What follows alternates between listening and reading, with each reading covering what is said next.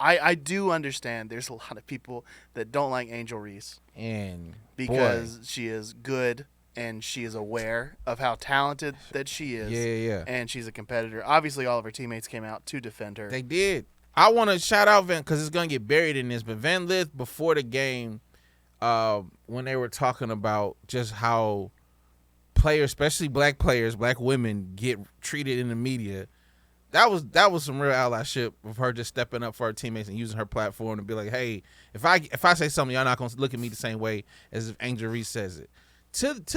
Now during all this Angel Reese post game thing, there's been a lot of talk, right? And one person who I continue to hate is I think it was Emmanuel Acho. Yes. Was basically like, hey, you don't get to cry after a game. If you accept the villain role, right? Or something along those lines. Yeah. Okay. Man, Acho, please shut up forever. Stop talking into a microphone. I don't know who keeps giving you a microphone. You coming real close to Whitlock territory for me.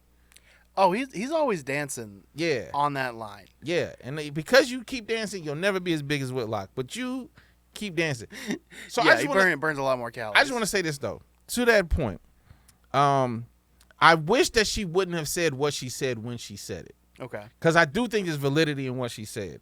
I don't like the ammo that it gave people. Yes. Right? I never liked her accepting the villain role. I never liked her accepting it. Meaning, I remember it was like a Draymond Green quote somewhere. And he was talking about Trae Young. And he was giving him credit. But he was just like, don't be the villain. Yeah. It's not for everybody. It's not. And if you think about the history of basketball, rarely has the star player had a good time being the villain. LeBron was the villain. That was the worst time for him. If LeBron James accepted the villain role, and you can say you accept that you want, but that's hard on the ego. I mean, not on the ego, just on the psyche of people like hating you.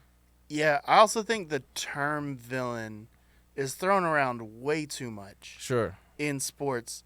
And then, because I never felt that LSU players were a villain. Again, two Americas.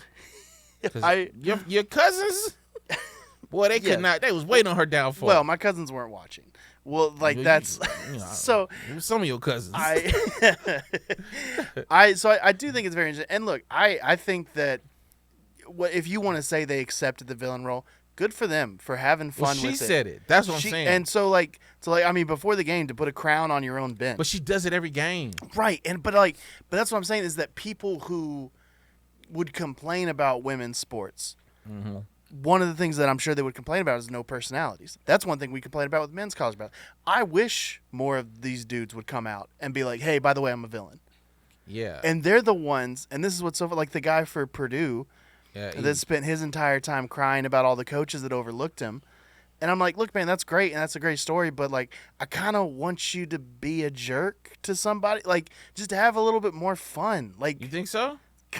Somebody do something besides NC State. NC State is the only fun story in the men's Final Four. Sure. Yeah, I don't And know. it's just because he's a chunky dude. Big chunky dude. Just a hefty guy having a lot of fun. When they said he got a vending machine business, yeah, that business is probably not doing too well. Eating his own supply.